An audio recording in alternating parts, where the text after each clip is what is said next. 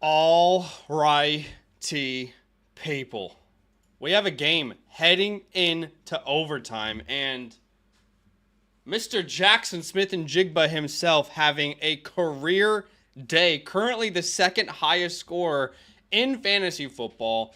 What an absolute breakout game for the kid. With overtime, let's see, he could actually be the highest scoring player on the week. You got names like JSN who went off. We've got names like Saquon Barkley who went off. Devon Achane, Garrett Wilson on Thursday night. Jalen Hurts, Zay Flowers, Joe Burrow throws 5 touchdowns. I started him in the Flock League. Felt pretty good watching those 5 tutties go in. But you're not here to talk about the players who did well. All right, you are here to discuss the players that potentially cost you your week in fantasy football. All right, we're here to throw a little pity party and talk about what could have been and talk about what our panic level is on a scale of 1 to 10 for every player today. A lot of injuries have happened this week in fantasy that will impact the rest of fantasy, not only for next week, but even beyond next week. So let's dive straight into it. First things first, Dak Prescott. The $60 million man. Woo! It's a good day when something bad happens to the Cowboys. Yeah, I'm a hater. America's team. You know what they leave out of America's team? They leave out the most important words in that phrase. They leave out the words most hated because it's America's most hated team. Nobody likes the Cowboys outside of the Dallas fan base, which is delusional, respectfully. I'm not here to shit on your program. I'm not here to talk trash. Or am I? I don't know. But Dak Prescott suffers a severe injury today to his hamstring. All right, so he left the game. He ended up playing most of the first half, if I'm not mistaken, leaves in the second half. I can't remember exactly when it was, but I think it was like the third quarter that he ended up leaving with that injury. Now, this is going to be potentially a long timeline for Dak Prescott. I can't tell you for sure. This is the most up-to-date video I could find of when the injury potentially happened. Pulled his hamstring. And it's a very unusual way to pull your hamstring. You can see it kind of limping and moving around a bit. For a while, people thought it was maybe his hand that was what was injured because it was bleeding on the sideline and they were trying to figure all that out. But no, ultimately the issue is the hamstring. So we'll have to wait and see exactly what happens there, how long that will be out. But I just found it absolutely hilarious that there's this clip going around of Dak Prescott. What do you guys think he says there? What do you think Dak says? I mean, I know lip reading isn't always accurate, but I mean, it looks pretty close to me. I'm not sure about you guys. The verbiage there, I don't know about that, man. I don't know. It seems like he knows what he's saying there. But Jerry Jones gave us an update, said they're concerned about his hamstring. So ultimately, this is not good news if you own Dak Prescott, obviously, if he's your starting quarterback. This is not good news if you own CeeDee Lamb. We'll see. Actually, CeeDee Lamb is actually dealing with his own injury. He's got an AC joint sprain or something along those lines. Let me double check here. He's undergoing an MRI. So we'll have to find out more information. But he's undergoing an MRI for right AC joint issue. So we'll have to find out more about that. It's his shoulder. He plans to play week 10, but of course, if anything happens in that MRI, we'll have to reassess, as I'm sure the Cowboys will themselves. But overall, not a great week for the Dallas Cowboys in general. Honestly, outside of any name Rico Dowdle, it's probably not a great week for the Dallas Cowboys. Hey, do me a favor, hit that like button on today's stream. We got a like goal of 200 likes. With your help, I think we can get there. I appreciate the love. I appreciate the support. Let's move on to our next player here, Chris Olave. Man. Oh my gosh, JSN just made a huge catch, 32 yards. Look at JSN shining. It's not good for Chris Olave. I mean, this is, I think, his 4th concussion. If I'm not mistaken, 4 concussions in the past, sheesh, how long has it been now? 2 years? 4 major concussions in the span of 2 years. And it's really, like, this latest concussion with all due respect, I don't want to call out any players, but this is really on Derek Carr, quite frankly. I mean, the ball placement was disgusting. It's not the first time Derek Carr has done something like this, but, I mean, you're really going to lay the ball up? Are we really going to do this? Like, we're going to lay the ball up in the middle of two defenders, in the middle of the safety diving towards him.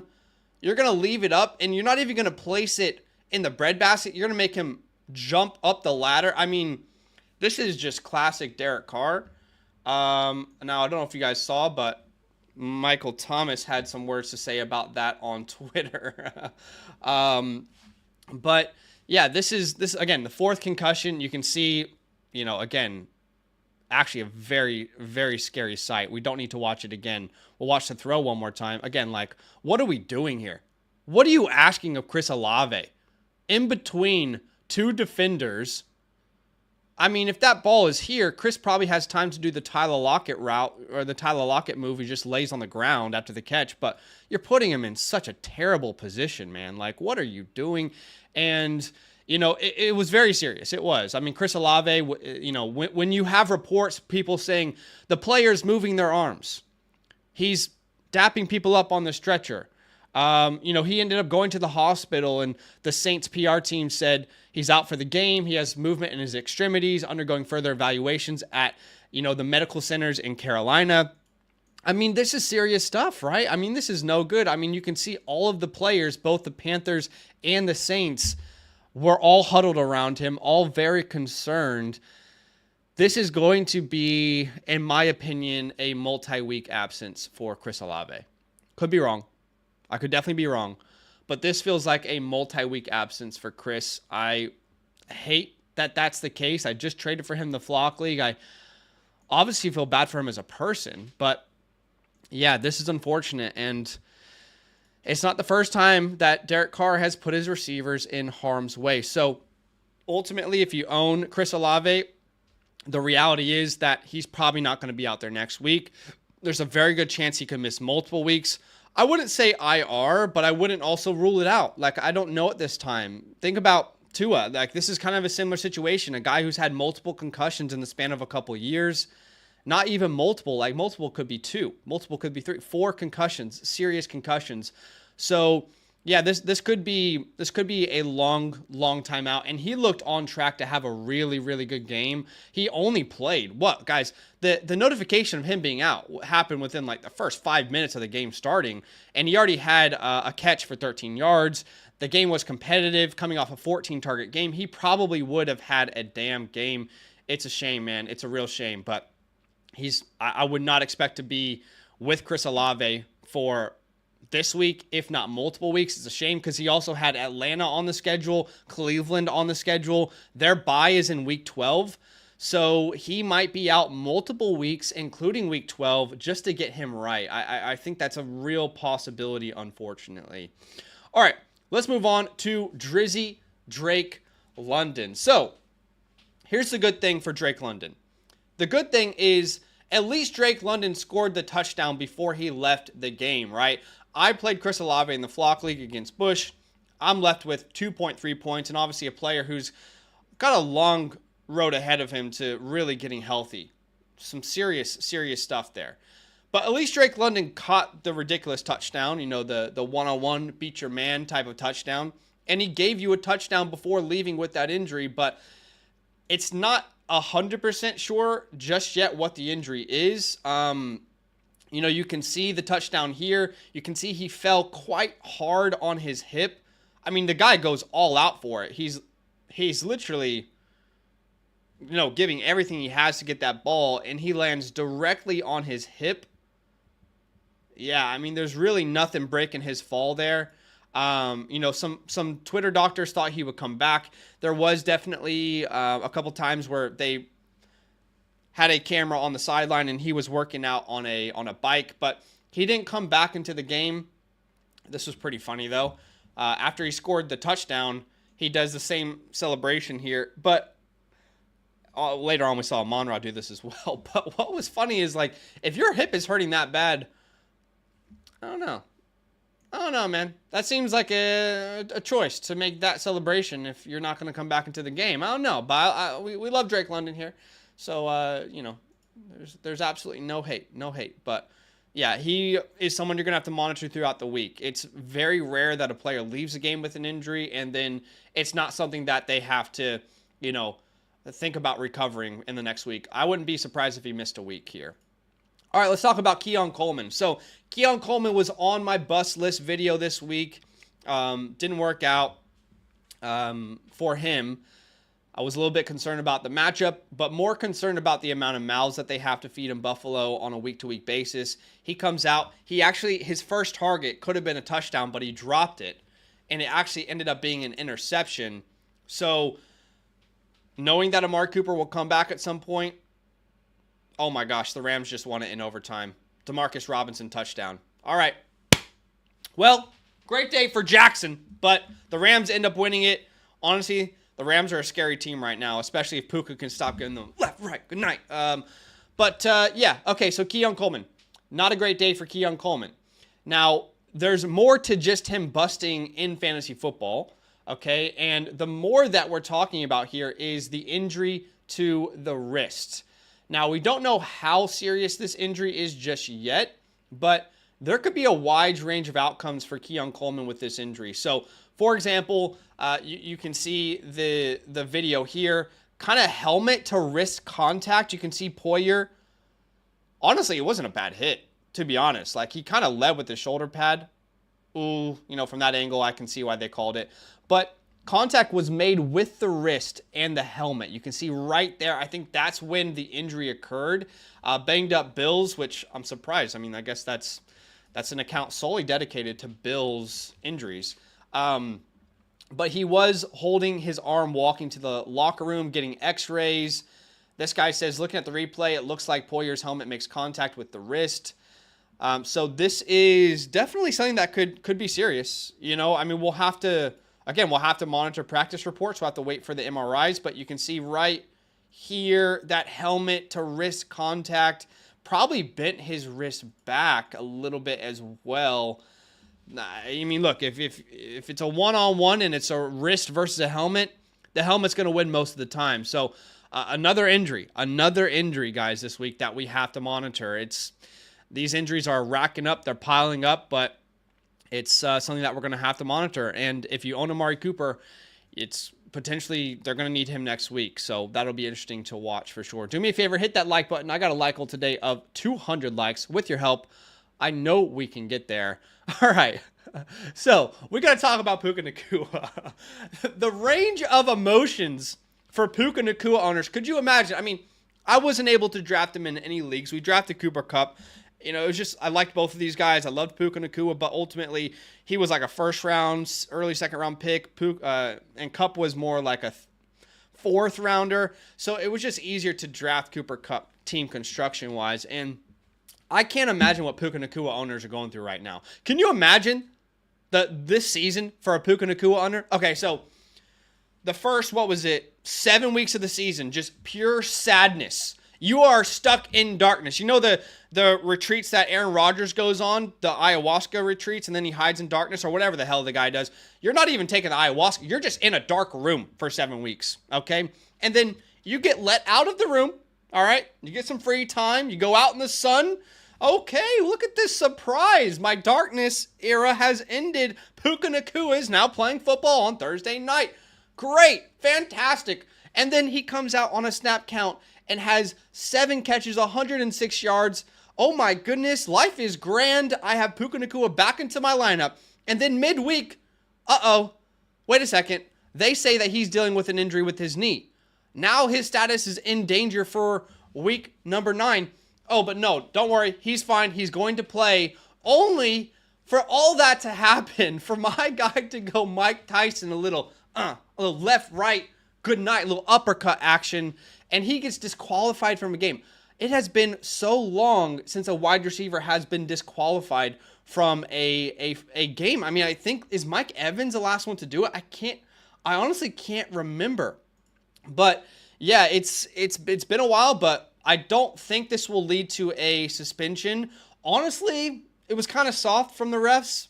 like full transparency, I don't know, like maybe I'm not taking it serious enough, but it felt pretty soft to me. I'll show you guys what they ejected him for. So you can see here, it is a wide angle, okay? But you can see right around here, he'll throw that little hook. Are you kidding me? Are you kidding me? I mean, you guys have thrown that hook on your brother like 7 times a week as a kid. Let's be honest. That's a brother and sister fighting like for a second. He's getting ejected for that? Ejected for that? That's a joke, man. That's an absolute joke. So, yeah, we'll have to wait. I doubt there's any suspension for Puka, but I can't really say that for sure. To me, that was absolute weak sauce. So, I mean, again, I'd be surprised, but I've been surprised before that by the NFL, and this won't be the last time. A.J. Brown. A.J. Brown has dealt with knee injuries most of his career, specifically in Tennessee. If you guys remember back to his days as a Tennessee Titan, it felt like every week the guy was questionable with a knee injury, and, you know, he had multiple surgeries. Some were just precautionary, and ultimately, you know, it's just been something that's kind of followed his entire career. He even dealt with a little bit at Ole Miss, but as a Philadelphia Eagle, he's been relatively free, you know, from injury. And honestly, it's been great for him. Obviously, that connection with Jalen Hurts, being in Philadelphia, but it is something that we'll have to monitor. He did leave the game with a knee injury. We have no update right now as to what this means long term. All right, so you can see the little tweet here. A.J. Brown won't return Sunday because of a knee injury. You know, he's missed time this year already with injury. So the fact that he wasn't able to return in the game, I mean, that's concerning. I think there's a realistic shot he doesn't play next week. And next week they get Dallas. You definitely want A.J. Brown out there versus Dallas. I mean, that's just, we all want to see A.J. Brown versus Dallas. But, yeah, this is unfortunate. Panic level for next week, my panic level would be like a solid 7-8. For the rest of the season, my panic level would be like a 2. So we'll have to wait and see if there's any sort of results from the imaging that they're going to do. All right, Marvin Harrison Jr. doesn't have a good game. Funnily enough, it's not what the Marvin Harrison Jr. owners are going to want to hear, but they didn't really need him. I mean, they took the Chicago Bears out back, gave him a spanking, and then let them go back and play with their friends outside. They sent them off out of Arizona. How about the Arizona Cardinals? Put some damn respect on Kyler Murray. Put some damn respect on the Cardinals. 5-4 right now on a winning streak. Put some respect on the Arizona Cardinals, all right? It's about damn time. But, yeah, ultimately, they just didn't need them, guys. They just didn't. There wasn't a point in this game where it was in danger or it was in doubt for the Arizona Cardinals. It was a classic ass spanking, you know, send you back home to your mama crying type of beatdown. I mean, I'll show you the game here. I mean, so you can see exactly what I mean. If we look at scoring plays, scoring summary here, again, there wasn't a single time that they were down in this game, right? They were up 7-0 in the first quarter. Then it was up 14-6 going into half. Before the half ended, Amari DiMercato with a 53-yard touchdown, 21-9, then 24-9 into the third quarter. There wasn't a single moment that this team really needed to throw the ball. And, you know, it sounds like a cop-out, but that's just the reality. That's just the reality, okay? If you don't need to throw the ball and you're up in the second half, game script sometimes will take over. Honestly, I think we should be more concerned about the Chicago Bears offense. Because Caleb Williams he's just not thriving in this Shane Waldron offense. And speaking of Shane Waldron, I mean, is anybody surprised that the wide receivers are struggling in Chicago? Have we seen any evidence of Shane Waldron supporting, you know, wide receivers that we are excited about in fantasy football? I don't know. So how much of a surprise is it really? All right, let's talk about DJ Moore. Great segue, right? Great segue into DJ Moore. Here's the thing. He had 9 targets. He had 9 targets in a game where they were down the entire game. This is just the reality of a very good player sharing the field with a bunch of other very good players, right? When you share the field with names like Keenan Allen, alpha wide receiver his entire career. When you share the field with names like Rome Odunze, spectacular prospect, elite type of prospect coming into the NFL, you're going to have some inconsistencies, but at least the targets were there. So, look, it's not ideal right now for DJ Moore. I'm not going to, lie to you at this very moment. He does have a very good playoff schedule, but upcoming he has New England, then Green Bay, then Minnesota, then Detroit. That's a very good stretch of games, and I feel like I'm a record on repeat at this point. I keep saying DJ Moore has good games upcoming. DJ Moore has a great schedule upcoming. And at what point does it matter? I don't know. You tell me. My panic level is a solid 6 to 7. Because let's be honest. I mean, how many weeks have you actually been happy with DJ Moore at this point? Guys, let's be honest with ourselves. The first 3 weeks, he has a 15-point game. Okay, great. No touchdowns. Then he has a 27-point game versus Carolina. And since that point, I mean, what are we even talking about? There's been so many piss-poor performances, and it's not actually all on him. I mean, Caleb Williams is definitely not playing as well as, let's say, a Jaden Daniels, for example. But it doesn't help that, at least for Terry McLaurin, there's no other clear weapon to target, right? So that's what's making things difficult. Outside of that one blow-up game in Week 5 versus Carolina, DJ Moore is averaging 11 points per game. 11 PPR points per game. So if you're in a half PPR format, he's even worse. So, yeah, it's rough, man. It's absolutely rough. But I do think it's going to get better. And that could be absolute... that could just be copium at this point. I don't have DJ Moore in the Flock League, or I have him in any home league, but I just think it's going to get better. And the offense has to get on sync. All right, let's talk about Nick Chubb. Nick Chubb is not a player that we suggested drafting this year. My comparison on what Nick Chubb's beginning of his season could look like when he got back healthy was very similar to what Breece Hall did back in 2023 when he came back from injury. Let's have a look, just to show you as an example. All right, Breece Hall in 2023, if you guys remember, recovering from that ACL tear. In his first really 4 games, you weren't that happy with his performances. You had some wild inefficiency, for example, versus Dallas in week 2, 2.5 yards per carry. Week 3 versus New England, 1.5 yards per carry.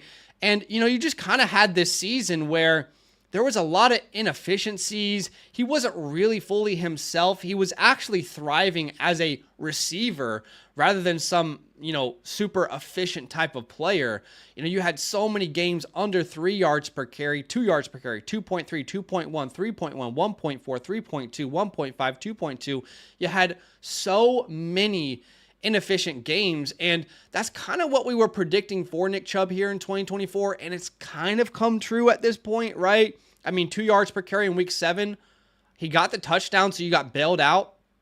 But since that time, with no touchdowns, he's getting the carries, but the offense isn't that efficient. They're not moving the ball, and he's just not himself yet. Like, let's be honest. This is not the same Nick Chubb that you remembered before he went down with an injury. It's not the same offense that he was a part of either, but this is going to take a while. This is going to take a while for Nick Chubb to get his sea legs back, if you will. So, yeah, not looking good for old Nick Chubb right now. I guess the hope is that over the course of, the season, he's going to be, finding his way a little bit more each and every week. And he does go on the bye after this, but it's not like, you got Pittsburgh in week 12 and week 14. That's not a good matchup. Then Kansas City in week 15. I guess Cincinnati and Miami in week 16 and 17 is, glass half full, but I don't know, man. I don't know that there's a time that you're excited that you drafted Nick Chubb. Wouldn't be opposed to sending him away in a deal. I do think he's going to get better, but I'm just not sure at what point, you're going to be really, really happy with a name like Nick Chubb. It's hard when you are relying on solely like rushing from a player. Like Nick Chubb's not a big receiver. He's never really been a big receiver. So it's hard when you're relying solely This is like Derrick Henry on the Browns, all right, to a different extent. It's like if Derrick Henry tore his ACL and his MCL and he just came back to play for the Cleveland Browns. The guy's not going to get many receptions, and he's not on a good offense. So the panic should be a strong like 7 to 10 at this point out of 10. I'm not sure I really want to own Nick Chubb moving forward. Tyrone Tracy. Look, not a great day for Tyrone Tracy, but I think what you can hang your hat on is the fact that the carries were still there. The usage was still there. We'll actually have a look for you guys here. Tyrone Tracy, let's have a geeze, shall we? On the week, Tyrone still leads the backfield, 47 snaps out of 65. So he's up there, in that 72% of the snaps type of range, where Devin Singletary has kind of been completely limited to like a 27% type of role. It's like that 30-70 split right now. And you can see again in carries, Tracy beats Devin Singletary out 16-7. He gets the only target. He runs 16 routes compared to 6'4" Devin Singletary. So this is not something that I would personally be concerned about. If anything, Tyrone Tracy's on this list just to tell you, hey, don't worry. Things are going to be all right. Pump the brakes. He's still a great flex moving forward, and there's nothing to be that concerned about. All right, let's talk about Breece Hall real quick, just from Thursday Night Football. If anybody out there is panicking on Breece Hall, I would personally not be panicking on him. He still had, 19 total opportunities, and there's going to be times in the red zone where he's just going to convert those opportunities. The last couple weeks, he's had opportunities on the goal line, hasn't converted them. Also hasn't had the offensive line really help him out in those situations, but my panic level on Breece Hall is quite literally a 0 out of 10. He's still getting involved. He still had, I think, over 75% of the snaps. Yeah, he played 75% of the snaps here on Thursday Night Football. So it's not something that I would worry about. I would still view him as a really good trade for target heading into the playoffs. All right, Tank Bigsby. Tank Bigsby, another name that was on our bust video this week, and it was for multiple reasons. It was, yes, because Travis Etienne was potentially back, and ultimately we just felt if Travis Etienne was in the game, they're going to use him and Bigsby. It's not going to be Bigsby's backfield, and we basically said, hey, if you don't Tank Bigsby, it's a great time to try and sell him. When Etienne is healthy, they're going to use both of these backs, and we've seen that. The coaching staff has said that, and they've stuck to it. And it was also a bad matchup versus the Eagles. In the last 4 weeks, the Eagles had given up the second fewest points to fantasy running backs. So Tank Bigsby season, it's not over. It's not over, but it's certainly not on track right now, is it? It's certainly not on track. Let's talk about Dalton Kincaid. Man, if I had told you Dalton Kincaid had 10 targets this week, what would you say his stat line would be? If I said, guys, great news, Dalton Kincaid's going to have 10 targets this week, you'd probably think, well, it's a competitive game versus Miami, which it was. You'd probably think that there was a lot of touchdowns involved for the Buffalo Bills and a lot of yards involved, and there was. You'd probably think he would at least get 10 PPR points, right? I mean, that's like at minimum what you think he would get. He only catches 4 out of 10 targets. It was his first 10-target game on the year, and he only caught 4 of them. And quite frankly, a lot of it wasn't his fault. A lot of underthrows, a lot of bad throws from Josh Allen today. But this is what's unfortunate, is even when you have a tight end who's heavily targeted in this offense, it doesn't always mean fantasy points. So, I mean, Dalton Kincaid remains in this streaming option. He is not a top 5 name rest of season. He doesn't have a chance to finish top 5 as a tight end, but he remains in that streaming option where you can totally play him, but you need to limit your expectations, right? All right, let's talk about Mark Andrews as well. Do me a favor, hit that like button to show some love. I got a like goal today of 200 likes, and we're almost about 50 likes away, which is awesome. I appreciate y'all. I appreciate the love. I appreciate the support. And there's obviously going to be a lot of content coming out this week that you guys will love. Mark Andrews, it's been tough for Marky Mark, right? I mean, Mark Andrews wasn't really what we anticipated when we drafted him. It's rough, guys. I mean, without a touchdown, he's not a good play, right? I mean, you look at the games with the touchdown, he's averaging well over, I think, around 16 points per game. In games without a touchdown, I did this math before the stream. In games without a touchdown, Mark Andrews is averaging 4.4 PPR points per game. 4.4 PPR points without a touchdown. It's touchdown or bust for Mark Andrews. And you're probably going to play him if you have him because the tight end position is hell right now. But the reality is we never know when it's going to be a good day or not for Mark Andrews. Could be a good day. I mean, you might have to start looking at matchup and ask yourself, is this going to be a competitive game? And if the answer is no, then you might not want to start Mark Andrews at this point. And unfortunately, that's just the nature of the tight end position. But we do have Sunday Night Football here starting soon. I do have a couple super chats in the chat here. Let me have a look. I can't pull it up for you right now, but the first one is from D Mid. He says, Bowers on a bye, advice for tight end, Gesicki on waivers. Look, Gesicki is a fine spot start until T. Higgins is back, but when T. Higgins is back in play, you're not going to want to start T. Higgins. That's just the reality of it. Let's see here. I think we had another super chat at the beginning, but I can't see it anymore. But yeah, guys, I appreciate y'all for being here with us. Look, I wouldn't panic on most names that we talked about today. We'll have to monitor injury reports throughout the week. And let's just have a look one last time before we end today's stream and go watch Sunday Night Football. Here's a list of players that are currently dealing with injuries. All right. It's a vast list.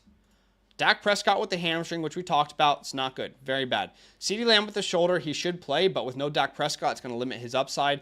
Drake London with the hip. The Olave concussion is really bad. Keon Coleman with the wrist. A.J. Brown with the knee. And then Caleb Williams, that's the last thing I wanted to talk about. He was dealing with an injury at the end of the game, but they haven't really told us exactly what his injury was. So that will be something to monitor. Like, without being disrespectful, I'm not sure it's going to impact wide receivers all that much. You know, is it really going to impact your wide receivers without Caleb Williams at this point? Again, we'll find out. But appreciate y'all for being here. Let's go watch some Sunday Night Football. Hopefully whatever you need to happen happens on Sunday Night Football. And I'll see you guys soon.